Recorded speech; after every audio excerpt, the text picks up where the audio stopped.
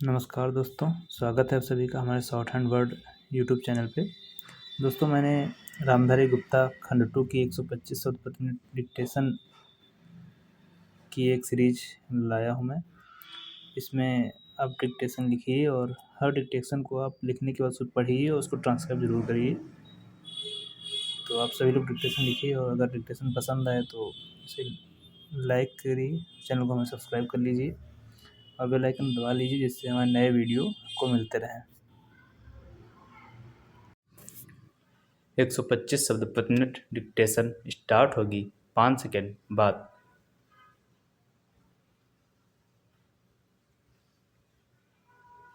Start. महोदय, इस उपग्रह पर मानव अस्तित्व को बनाए रखने के लिए सबसे पहले आवश्यक है कि ऐसे विकास कार्यों को जारी रखा जाए जो सामाजिक न्याय पर आधारित हों और जिन्हें न्यायपालिका का समर्थन प्राप्त हो, अन्यथा पर्यावरणीय प्रदूषण के कारण न तो पीने के लिए साफ पानी मिलेगा और न सांस लेने के लिए शुद्ध वायु और न ही आश्रय देने वाले वृक्ष ही रहेंगे। 21वीं सदी में संपूर्ण संसार मात्र श्मशान भूमि तथा उद्योगों की छीजन और रेडियोधर्मी कचरे की कूड़ेदानी बनकर रह जाएगा। लोभी मानव को सोने का अंडा देने वाली मुर्गी को नहीं मारना चाहिए। वायु, जल, वनस्पतियां और पशु पक्षी मनुष्य जाति के अस्तित्व के अभिन्न अंग हैं जिन पर उसका भविष्य निर्भर करता है।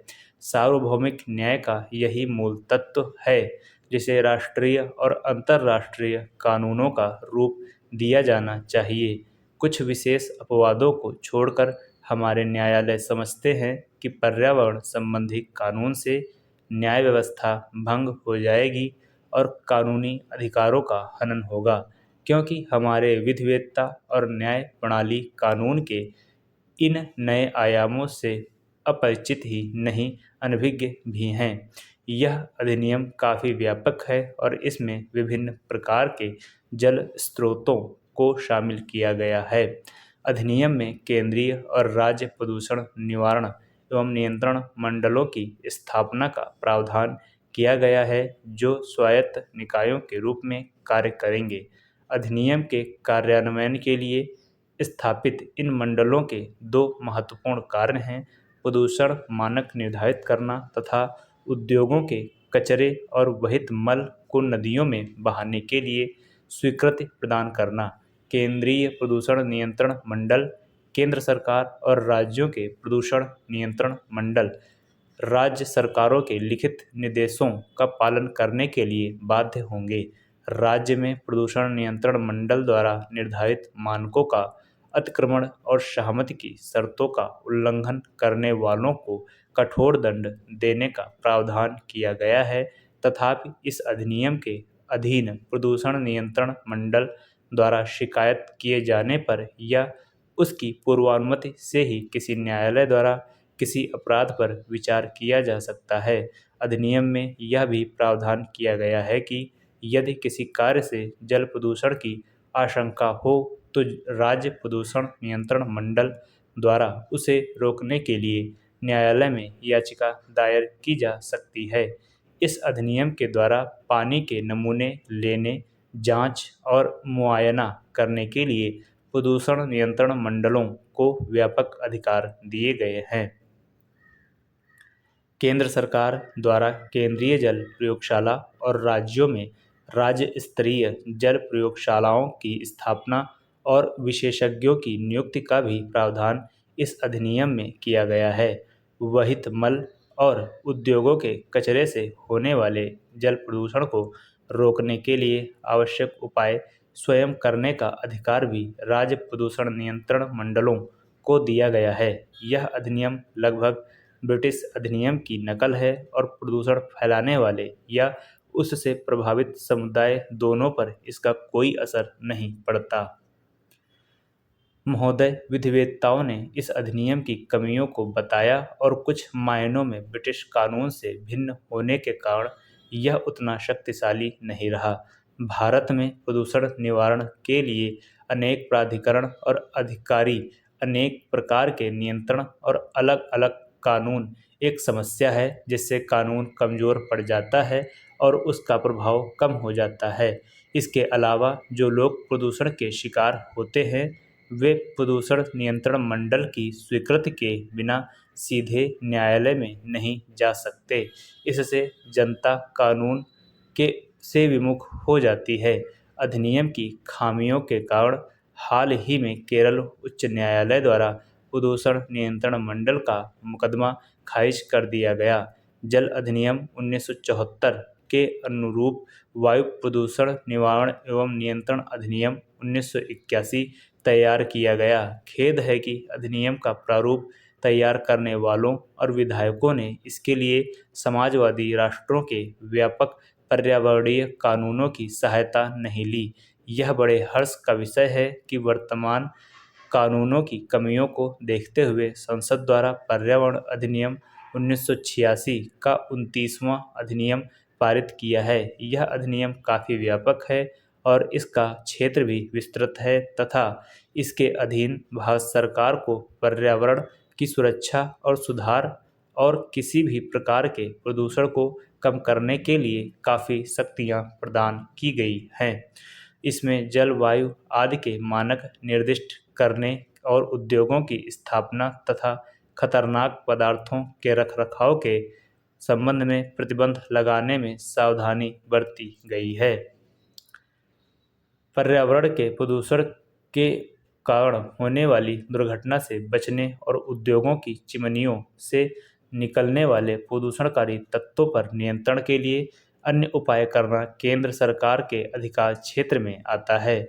इसके अधीन पर्यावरणीय प्रयोगशालाएं स्थापित की जा सकती हैं और विश्लेषक नियुक्त किए जा सकते हैं। दोषी निगमित क्षेत्र और सरकार के विभागों को भी दंड दिया जा सकता है। यद्यपि यह कानून काफ़ी साहसिक कदम समझा जा सकता है, लेकिन संकट के समय निष्प्रभाव साबित हो सकता है। इन नए कानूनों में भयंकर दोष रह गए हैं। आश्चर्य है कि ध्वनि प्रदूषण जैसे विषय को छोड़ दिया गया। यद्यपि केंद्रीय प्रदूषण नियंत्रण बोर्ड द्वारा हाल ही में इस संबंध में संशोधन किया गया है, जिसे अभी लागू किया जाना है।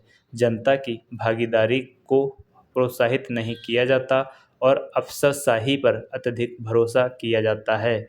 कारोबार की स्वतंत्रता पर समुचित प्रतिबंध लगाए गए हैं और पर्यावरण सुरक्षा के कारण खतरनाक उद्योगों को नियंत्रित या मनाही की जा सकती है। संविधान के अनुच्छेद 21 में दिए गए जीवन के अधिकार के अधीन प्रदूषक उद्योगों पर लगाए गए सारे प्रतिबंध वैध हैं। बहुमूल्य प्राकृतिक संपदा को नष्ट होने या क्षति से बचाने के लिए अनुच्छेद 39 के अधीन राज्य द्वारा औद्योगिक और कृषि कार्यों पर प्रतिबंध लगाया जा सकता है। अनुच्छेद 39 खा के अधीन भौतिक संसाधनों पर नियंत्रण ताकि उनका सामान्य हित में सर्वोत्तम उपयोग किया जा सके। महोदय, बहुत पहले से ही महिलाओं को अपने अधीन रहकर पुरुष प्रधान भारतीय समाज ने उनके विकास के द्वार बंद कर रखे हैं। प्राचीन भारत में सामाजिक और राजनैतिक बदलाव के साथ साथ महिलाओं की स्थिति में भी बदलाव आता रहा है। कभी तो यह माना गया कि जहाँ नारी की पूजा होती है वहाँ देवता रमते हैं, तो कभी उसे प्रताड़ना का पात्र बताया गया।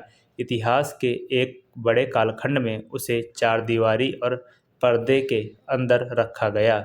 इसके बावजूद जब भी नारी को पर्दे से बाहर आकर दुनिया को देखने व समझने का अवसर दिया गया, उसने अपनी क्षमता, योग्यता और प्रतिभा का भरपूर प्रदर्शन किया। भारत को स्वतंत्र हुए 5 दशक पूरे होने जा रहे हैं। स्वतंत्रता प्राप्त करने के बाद महिलाओं के विकास के लिए संविधान में अनेक प्रावधान किए गए हैं, परंतु मात्र नियम कानून बना देने से किसी व्यक्ति या वर्ग में परिवर्तन नहीं आते। इसके लिए व्यवहार और अमल की भी आवश्यकता है, किंतु भारतीय महिलाओं के लिए इसका प्रयोग नहीं किया गया। यूँ तो प्रथम योजना काल से ही महिला विकास के छिटपुट प्रयास आरंभ हो गए थे, परंतु हकीकत में सर्वप्रथम छठी योजना के दस्तावेज में महिलाओं के सामाजिक तथा आर्थिक विकास का अध्याय जोड़ा गया। महिला विकास की योजनाएं निरंतर क्रियाशील रहीं, फिर भी भारतीय महिलाओं की स्थिति में अपेक्षित परिवर्तन नहीं लाया जा सका। जब भारतीय महिलाओं की तुलना दूसरे देशों की महिलाओं से की जाती है तो हमें बड़े दिलचस्प तथ्यों से साक्षात्कार करना पड़ता है और हम तभी जान पाते हैं कि भारतीय महिलाओं की वास्तविक स्थिति क्या है, यानी बेहद चिंताजनक और दुरूह। क्योंकि एक अध्ययन से ज्ञात हुआ कि दुनिया के 130 देशों में भारतीय महिलाएं 99वें स्थान पर हैं। शायद इसका कारण है भारतीय महिलाओं के विकास के मार्ग में अनेक बाधाएं, जैसे शिक्षा के अवसर उपलब्ध न होना। इससे उसका स्वाभिमान, उसकी चिंतन शक्ति और उसकी जिजीविषा का विकास अवरुद्ध हो गया।